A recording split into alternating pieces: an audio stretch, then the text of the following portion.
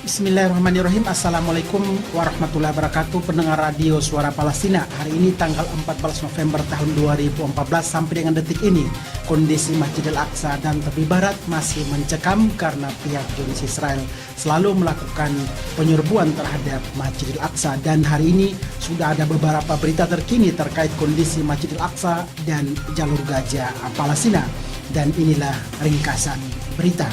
Setelah berbagai aksi perlawanan, Zionis Israel mempermudah akses ke Masjidil Aqsa. Juru bicara Brigade Izzuddin Al-Qassam menegaskan bahwa Israel adalah pihak yang sangat bertanggung jawab penuh atas krisis di Gaza dan akan menanggung akibatnya. Parlemen Spanyol berencana untuk menyetujui draft pengakuan negara Palestina. Petinggi gerakan Hamas mengatakan bahwa persatuan rakyat Palestina terletak di balik senjata mereka. Dan inilah rangkuman berita yang dihimpun oleh tim Radio Suara Palestina. Setelah berbagai aksi perlawanan, Zionis Israel mempermudah akses ke Masjidil Aqsa.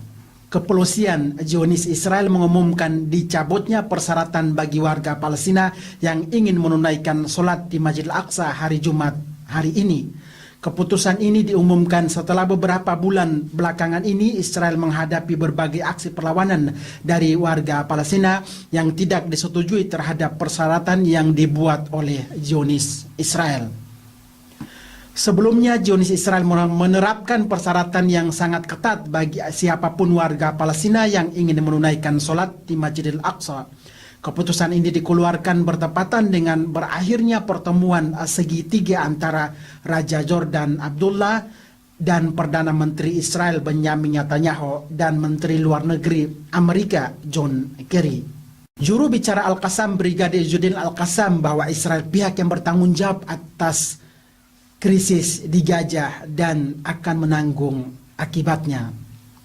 Juru bicara resmi Brigade Izzuddin Al-Qassam sayap militer gerakan Hamas Abu Ubaidah menegaskan bahwa blokade yang sampai hari ini belum juga diangkat dan pengunduran program rekonstruksi jalur Gaza adalah sepenuhnya tanggung jawab Israel, dan kami pastikan bahwa Israel akan menanggung akibatnya. Dalam pidatonya yang disampaikan pada acara penghormatan bagi keluarga syahid di kota Rafah, jalur Gaza bagian selatan, Abu Ubaidah juga menegaskan bahwa blokade yang masih terus berlanjut dan pengunduran proyek rekonstruksi Gaza akan menjadi pemicu bom warga Gaza yang akan meledak di muka Zionis Israel.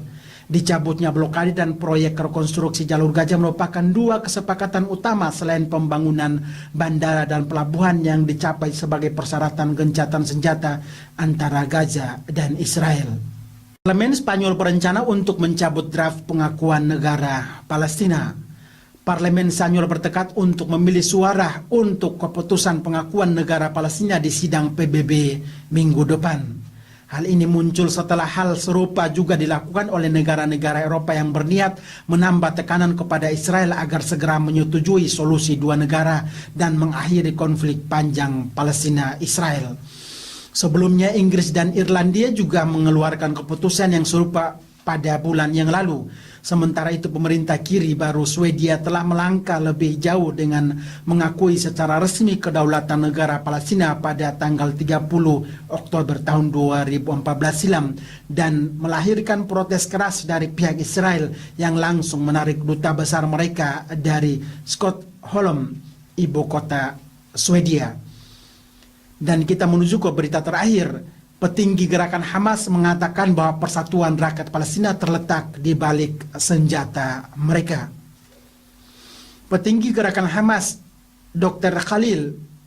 Khalil Hayya menegaskan bahwa persatuan sesungguhnya rakyat Palestina berada di balik senjata api mereka, dan ini adalah respon alami terhadap berbagai serangan dan penodaan Zionis yang terus-menerus terhadap rakyat dan situs-situs suci kaum muslimin di Palestina.